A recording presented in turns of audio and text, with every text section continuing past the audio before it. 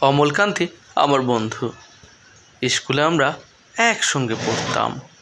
রোজ দেরি করে ক্লাসে আসতো, পড়া পারত না।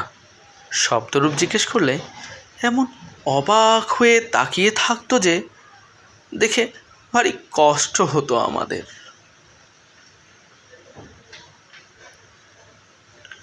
আমরা কেউ মাস্টার হতে চেয়েছিলাম, কেউ ডাক্তার, কেউ উকিল।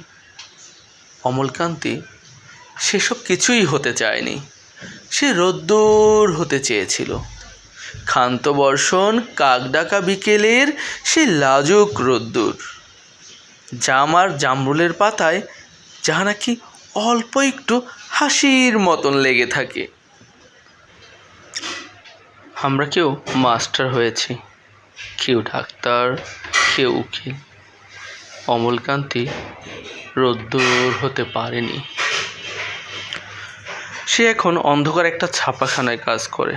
মাঝে মধ্যে আমার সঙ্গে দেখা করতে আসে, চা খায়, এটা ওটা গল্প করে, তারপর বলে উঠি তাহলে।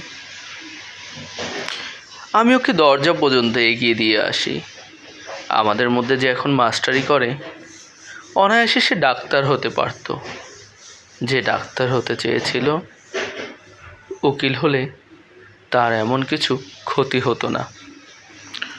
অথচ সকলেরই ইচ্ছে পূরণ হলো, এক অমলকান্তি ছাড়া। অমলকান্তি রোদ্দুর হতে পারেনি।